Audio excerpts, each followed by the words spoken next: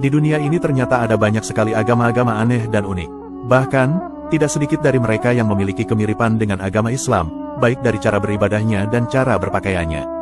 Banyaknya agama-agama baru dan pecahannya ini, ternyata sudah pernah disabdakan oleh Nabi Muhammad SAW.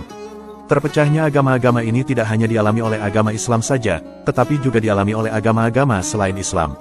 Nabi Muhammad pernah bersabda, kaum Yahudi terpecah menjadi 71 golongan atau 72 golongan, dan kaum Nasrani terpecah menjadi 71 atau 72 golongan, dan umatku akan terpecah menjadi 73 golongan.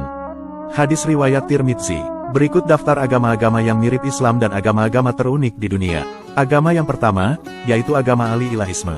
Agama Ali-ilahisme adalah agama yang mempercayai bahwa Tuhan melakukan reinkarnasi di bumi, di mana sahabat Ali bin Abi Thalib dianggap sebagai bagian dari reinkarnasi itu. Padahal dalam ajaran Islam yang lurus, sahabat Ali bin Abi Thalib dikenal sebagai sahabat dan menantu Nabi Muhammad SAW dan bukan reinkarnasi Tuhan. Agama baru ini merupakan gabungan dari Islam aliran Syiah serta beberapa kepercayaan kuno lainnya. Adanya kepercayaan ini terjadi lantaran pada masa kekhalifahan Sayyidina Ali, umat Islam terpecah belah sehingga tak sedikit yang akhirnya menyimpang. Penganut aliran ini memuja Sayyidina Ali dan bahkan menganggapnya sebagai Tuhan. Mereka menganggap derajat Ali ini jauh di atas Nabi Muhammad SAW. Dahulu setelah wafatnya Nabi Muhammad, memang banyak terjadi fitnah dan pertikaian di antara umat Islam. Umat Islam lantas terpecah menjadi berkelompok-kelompok. Mereka ada yang menganggap orang-orang yang tidak sesuai dengan kelompoknya lantas dipandang kafir dan keluar dari Islam. Perpecahan semakin sengit di kala masa kekhalifahan Sayyidina Ali bin Abi Thalib. Bahkan, Sayyidina Ali wafat dibunuh oleh orang-orang yang tidak suka dengan kepemimpinannya. Setelah beliau wafat inilah kemudian muncul aliran baru yang aneh-aneh hingga muncul agama penyembah manusia lagi. Adapun agama yang kedua, yaitu agama Bahai. Agama Bahai adalah agama dan keyakinan yang merupakan agama monoteistik. Dalam ajarannya, agama ini menekankan kepada kesatuan spiritual. Agama Bahai sendiri lahir di Persia pada tahun 1863, yang pada mulanya dikenalkan oleh Mirza Hussein Ali Nuri yang bergelar Bahaullah. Agama yang disampaikan lewat utusan Tuhan dan Bahaullah adalah sebagai perwujudan Tuhan. Bahaullah mengajarkan kepada umatnya 3 pilar utama yaitu keesaan Tuhan, kesatuan sumber surgawi dari semua agama, dan kesatuan umat manusia. Ketika awal kemunculannya, agama ini kerap mendapatkan tindakan diskriminasi. Namun pada abad ke-21, pengikutnya lantas berkembang cukup banyak hingga mencapai 8 juta orang di seluruh dunia. Untuk ibadahnya, agama Bahai memiliki kemiripan dengan cara ibadah umat Islam. Mereka juga melakukan ritual seperti sembahyang, puasa, ziarah dan berdoa. Untuk sembahyangnya sendiri ada 3 macam, yaitu sembahyang pendek, sedang, dan panjang. Saat sembahyang, umat Bahai menghadap ke kiblat dengan terlebih dahulu mengambil wudhu. Agama Bahai dibawa ke Indonesia oleh 2 orang pedagang bernama Jamal Effendi dan Mustafa Rumi. Jamal dan Mustafa datang ke Batavia pada tahun 1878. Mereka berkeliling ke sejumlah daerah seperti Surabaya, Bali, Makassar dan Parepare. Di Indonesia, penganut Bahai sendiri disebut telah berjumlah sekitar 5.000 orang yang tersebar di 29 provinsi.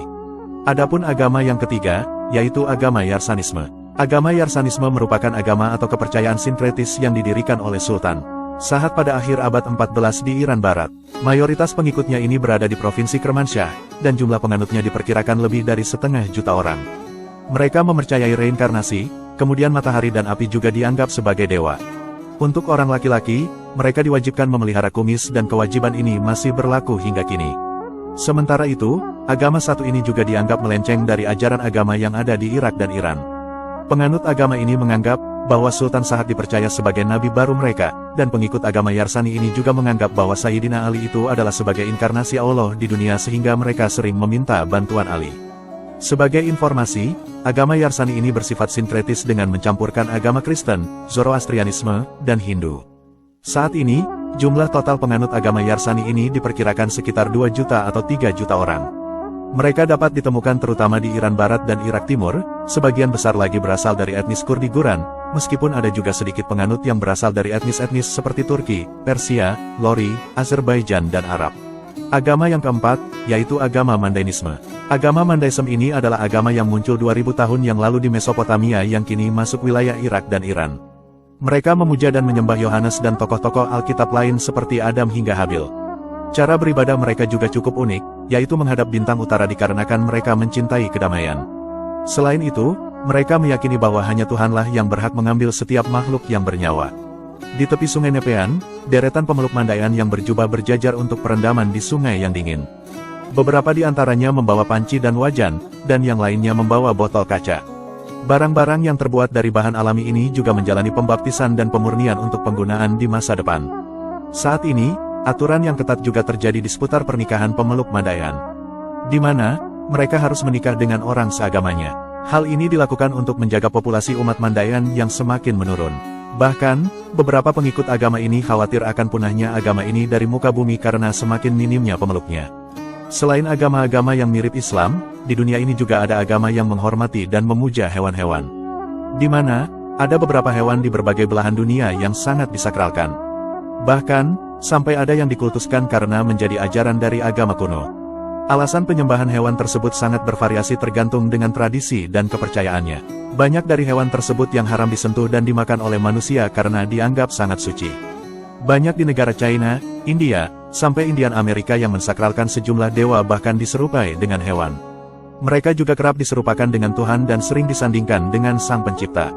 Sedikitnya, ada 10 hewan yang disembah oleh manusia di berbagai belahan dunia dengan berbagai alasan tertentu. Dalam budaya India, dewa ular mempunyai tempat yang penting. Selama festival Nag Panchami, masyarakat Hindu di sana menyembah dewa ular. Mereka juga memanjatkan doa-doa dan mempersembahkan susu hangat untuk ular itu. Festival tersebut dirayakan pada hari kelima bulan Sravan atau setara bulan Juli atau Agustus. Sementara dewa Hindu Wisnu digambarkan duduk di Sesanaga sebagai penguasa semua naga.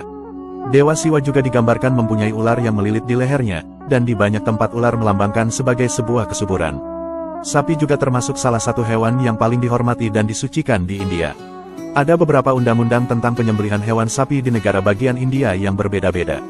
Beberapa di antaranya memandang bahwa penyembelihan sapi dianggap sebagai tindakan kriminal dan menganggap bahwa tindakan tersebut adalah sebuah dosa.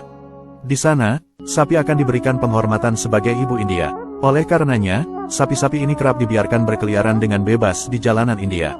Sapi juga dipandang sebagai hewan yang lembut dan pengabul keinginan serta dihiasi dengan berbagai karangan bunga. Bahkan, Dewa Krishna inkarnasi Dewa Wisnu juga kerap digambarkan ditemani dengan seekor sapi. Di negara Nepal, agama di sana ada yang melakukan penyembahan terhadap anjing. Anjing juga disembah selama festival Kukur Tihar di beberapa bagian Nepal. Sepanjang festival, anjing diberi makanan lezat dan diromati dengan kalungan bunga marigold, lalu mengenakan tolak dan membakar dupa. Dalam budaya masyarakat Hindu, Dewa Dattatreya digambarkan dengan 4 anjing yang mana anjing-anjing tersebut mewakili 4 kitab Weda, yaitu Rakweda, Samaweda, Wedanga, dan Yajurweda. Selain di Nepal, masyarakat di Thailand juga meyakini bahwa gajah putih mengandung jiwa orang mati. Dalam ajaran agama Hindu, Dewa Ganesha mempunyai kepala gajah. Oleh sebab itu, gajah sangat disakralkan di Thailand dan India.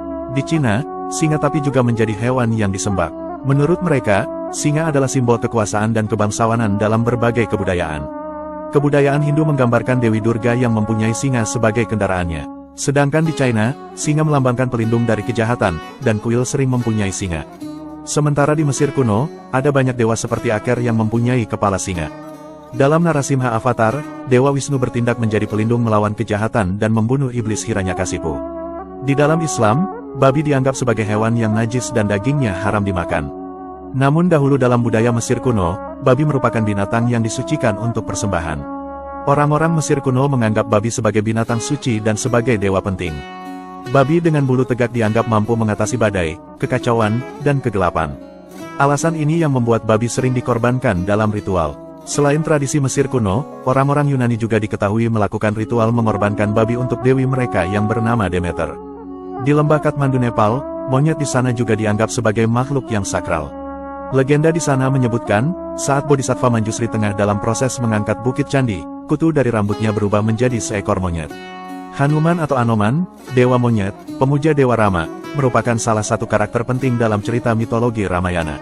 Nah, itulah beberapa agama dan kepercayaan aneh di dunia yang memuja dan mensucikan hewan.